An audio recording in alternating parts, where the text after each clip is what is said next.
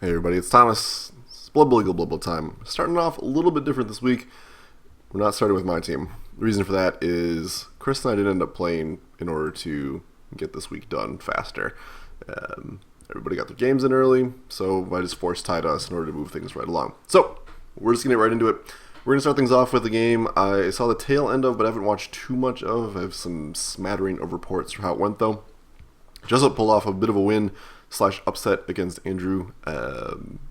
Pretty big surprise, honestly. From what I can see, it looked like a scoreless first half, and then just got a touchdown relatively early on in the second half, and then Andrew was not able to get it in all the way. Some slight play mistakes, perhaps. Just played really aggressively towards the ball, which is what he should do. And, yeah. Andrew wasn't able to get it in. Still did a fair amount of punching. 8 casualties, good grief. 3 casualties, 8 KOs. Not the best, but not too bad either. Looking at 11 SPP. Just walking away with a casualty, a pass, a touchdown, MVP. Looks pretty good, all things considered. 11 for him as well, so pretty even, all things considered. Yeah, I mean, like I said, I haven't watched the game too much, so I can't really give you too much more information than that. But bit of a surprise. I kind of thought Andrew was going to win this one. I don't remember what my prediction was because I didn't check that before I started recording, but let's say I was wrong because that's most likely the outcome. So no level ups for Jessup is kind of the big takeaway. He did hire Twaddle here as a 14th lineman. Probably going to keep him even though he's missed next game because there's not really a great reason to fire him at this stage. 1800 team value. This team got real scary again real fast. Yeah, no big changes from last week. Yeah, nothing different here. Few level 4 pieces. Bunch of really beat up pieces. Yeah, there's not a lot to talk about for this team. Up to 9 fan factor, so that's cool. 60k in the bank is a little less than he would like, though. If we take a look at Andrew's side, though, things get a little more interesting. In terms of money, Andrew walks away with 30k. Not the best, but he's not really spending it either. Andrew walks away with level ups on some pretty big pieces, thanks to some injuries going the right places and MVPs going the right place, it looks like. Or maybe just injuries. I don't remember what these SPP totals were before, but Carnage Rotten Bull hits level 3, and Return Ironback hits level 3. Poor Hollow Heart is still level 1. Maybe someday it'll change. But these level ups are pretty big. Chaos Dwarf blockers, hitting level 3 means you get Guard Mighty Blow. That would make it's 1, 2, 3... 4, 5, 6 7 mighty blow pieces. Not to mention 1, 2, 3, 4, just 4 pieces with guard. That can't be right. Let's try this again. Oh, so I guess no, 2 of them don't have guards. So yeah, 4 makes sense actually. It's a fair amount of guard. Team is very scary. 1710 team value, 60 fan factor. A lot of good things going Andrew's way. I don't know if he wants to hire more Hobgoblins or not. Probably not. He's got 12 players still. And honestly, the Hobgoblins aren't taking too much hits. Especially because only 2 of them are going to be out at any given moment anyway. It's just less of a problem than it used to be. So yeah, this team, very scary. Probably one of the hardest hitting teams we have at this stage of the game. So yeah, tough loss for Andrew. We'll talk about that as we go into the playoffs preview. But looking at Group 2, 2-0 blowout by Great Duck against Orville's Dark Elves. 70k for Great Duck 2, that's pretty good. Basically, this match was 5 players were removed in the first 5 turns for Orville. Both Orville's Elves running into the fists of Great Duck's players, and also Great Duck just getting a fair number of KOs and injuries as well. 5 KOs, 3 casualties, pretty good, 2 touchdowns MVP. Orville did the max fun choice and dumped all 200k into mine, a mercenary witch elf with block. Like I said, max fun choice. The bad side is that was enough to give Great Duck a whole bunch of apothecary and babe support. Not that she ever used it, but hey. Pretty much there's not a lot an elf team can do when you get down to like 4 to 6 players against a still standing team. No removal on Orville whatsoever. 6 tackles. Orville's war with the ground continued unabated as always. Great week for Great Duck though. 3 casualties, 2 touchdowns, MVP. Yeah, I think everybody's pretty happy with 17 SVP at this point. Level ups onto Chaos Warriors as well. This is a pretty big deal. I think Guard is the only real choice here on Leopard Corinthian here. Blodge Guard is very good. You could be Super Jerk and get Stand Firm, but considering that she's going to end up playing Andrew, I think Guard is probably the safest option here because she doesn't have any at this point. Nope, she's got 1. So moving up to 2 Guard would be helpful for sure. Lionic, tough choice here. I think Guarded would be an easy choice. It makes this piece very hard to remove. It's a very good piece at that point, but at the same time, 5 strength block does kind of call out for Mighty Blow, and Mighty Blow will help keep up with removal, which this team hits a lot, and it has hit hard, but it can't consistently rely on that. That's kind of the reason why when Smiley goes, the team really gets flustered in a lot of ways. I mean, there's some other reasons for things going poorly too, but removing that, add another Mighty Blow piece would help make things a little more consistent. Still, I wouldn't falter for going Guard. I think that's a very reasonable choice. Up to 11 fan factor on this team, so that's pretty good. So yeah, let's take a look at the Orville's team. Doesn't matter as much. We'll review that a little bit more, but yeah, nothing to see here. Walked away with 60k. Orville did all of his high money rolling right at the end, which is a bit tragic, but something to save for the season wrap up. Okay, let's look at the other matchups here. Mark walked away with this one too. Relatively close game. Mostly just Mark removed things enough, essentially, but pretty even, honestly. Zach removing 4 people and 3 casualties. It's pretty good numbers, walking away with 13 SVP total for the game. Mark walking away with a little bit less, 3 casualties, MVP, touchdown. I mean, 14 is pretty good, but it's not great. 6k for Mark, like I said, is pretty good. Not that he's really spending his money either. And he goes out with -1 AV. Don't know if that piece is worth keeping at this point, but meh. Chang out next week as well. I kind of feel like he has to hire some linemen here. 4th Pierce levels up. Reasonable debate on whether he gets Guard or Mighty Blow. I think he gets Mighty Blow here. That's the Norse style, and I think it fits the best, but we'll see. Mark's probably got the hardest set of matchups, all things considered, which we'll talk about a little bit more here. But definitely might be worth considering hiring some more players. He's definitely at the lowest team value going into the playoffs at this point. We can just take a quick peek at Zach's team here. No big changes either here. So whatever, or if there are changes, I don't remember. We'll look at it more later. I'll put it that way. So, that wraps us up for the week. Not a lot to talk about because one of the games didn't happen and most of the other results don't matter too much. Like the calendar says, we're on playoff match day 1. So, the way we do this, same way we do it. First seed will play second seed, and that's why Jessup beating Andrew is actually a big deal. That decides first seed for him by 2 whole points. That's a pretty big deal. Matchup could have gone any other way, and Andrew still would have held on to it, which is probably frustrating for him. So we will have a heavy hitters matchup and a glass cannon versus finesse matchup. This is going to be pretty messy one way or the other. Hopefully, Great can extract a skull from Andrew's team because he's the only team that hasn't suffered a death so far.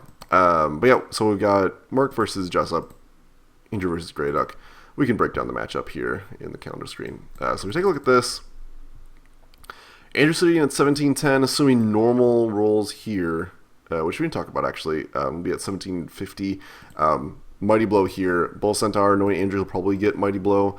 I would kind of lean towards getting Break Tackle. He needs a little bit more mobility on his blitzing pieces, and Break Tackle is pretty good. Even with 5 movement allowance, it still makes his piece very fast. That said, could get more Guard. More Mighty Blow wouldn't be bad. It could get Tackle there as well. I wouldn't fault him for getting Tackle. But he's got a fair amount of Tackle already, so it might not be very necessary. But just having a mobile Tackle piece might be helpful. So something to consider there. But even then, without Break Tackle, it's not that mobile. So, I don't know. Break Tackle is sort of the happy skill that I would lean towards. But Mighty Blow is fine. So, sorry, what did we say for Andrew's team? 1750 is what we're looking at. Assuming no new hires. If we look at Gridx team, survey says a lot more. Let's say 1880, so 130 going Andrew's way. That'll probably be... This is actually the problem, because Andrew doesn't need the 4th reroll that he has. He's feeling really saucy. He could just buy a dirty player hobgoblin. A bribe wouldn't be that bad in general, although fouling these pieces is relatively hard. Might just grab an second apothecary. That wouldn't be too bad. Babes are total wastes. I mean, he could go to 5 rerolls. That would allow him to do a little more vanity rerolling, but he's barely using the rerolls he has now. It's kind of a tough choice. Honestly, a bribe is probably the safest thing. Or an apothecary. I would accept either of those, honestly. 5 rerolls is fine too. It's really not a bad option here. I'm going to also wrestling with the idea of maybe hiring more pieces. I wouldn't falter for that either. Yeah, so some tough choices for both these teams. This is going to be kind of our marquee heavyweight title fight. I'm interested to see how this goes. I kind of give the edge to Greyduck. I think Greyduck plays a little more consistently, and her team is a little more solid. We'll see. Andrew's got a lot of guard, but one thing Greyduck does have going for her is she does have this pretty good ball carrying piece. Has 2 pretty decent ball retrieval pieces with 2 wrestle pieces. This jump up wrestle piece will probably get a lot of work done against Andrew's piece. And she has the advantage that Smiley is really good. Claw, Mighty Blow, Block Guard, awesome. Yeah, I would be fine with that if I was her. So it'll kind of depend on first possession, I think, and first set of injury removals. There's going to be a fair amount. And then the question is, does whatever team makes it out of this make it successfully through the playoffs? Which is why if I was Andrew, I'd probably lean towards getting that apothecary, just as an insurance policy. Dwarves are hard to remove, but you don't want to be in a position where you're going to miss next game on someone you want to keep and then lose somebody equally important. So thing to consider there. I still think Greyduck has the advantage here, but Andrew's team is very good and very lethal, so we'll see what happens. This matchup is a bit of a mess. Just looking at 1,800 team value, which is crazy. Absolutely crazy. Considering that maybe 8 or 9 weeks ago he was below 1,000 again.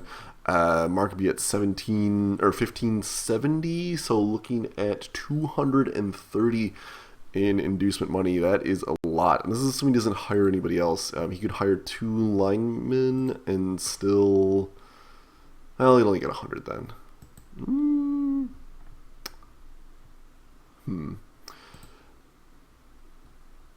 See, this is kind of the problem, is there aren't that many good star players for Norse. The Yeti is good, but not that good. Doesn't have Wild Animal, which is pretty nice, but it's only big advantage that is that, and it has 6 rate. I think it costs 300 or something, so it wouldn't be an option anyway. Zara the Slayer is 270. That actually might be okay. Dauntless would be kind of a waste, but Blodge is always good, and Stab is actually not that bad against a rat team. So that would be one way to... Oh no, he's getting 230 on 270. I don't know. No, it's... I don't... See, the problem is I don't know for sure what star players are in this, and I'm really bad at remembering star players anyway. Wizard, never a bad option. Lightning Bolt, the Gutter Runner from downtown. I don't know. This is going to be a hard matchup for Mark. If, however, things go well and he can crush them all, then who knows? Let's look at their past matchups. I haven't played for a while, actually. A win for Mark, a loss for Mark. We haven't played since then, so even split. Yeah, I mean, with Norse, it's going to come down to removal. Which is why I think Mighty Blow is the key thing here. Now, the real question is, can Mark then, if he beats Jessup, make it in and win the finals? I don't think so against the teams that he's going up against. He's got awful records against both of those teams. I don't see that going well. So, I think Jessup will win anyway. Jessup's team is fast. It's very good. It's missing some wrestle, which would make this matchup easier, but it's got, well, has one less wrestle piece, but that's not enough. But it's got some removal. It's got good gutter runners, so we'll see. I don't know. Both these matchups are really good, which is pretty exciting. But we'll say Jessup. I guess, which kind of upsets my original prediction. That puts us with a Jessup Grey Duck finals, which I'm going to lean towards Chaos at that point. I think Chaos has the potential to win all of this.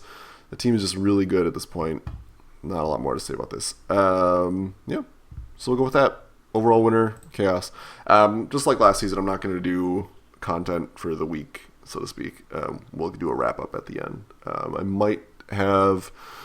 all these games will be recorded. The finals, Mark and I'll probably do a cast again, even if Mark's in the finals, just because.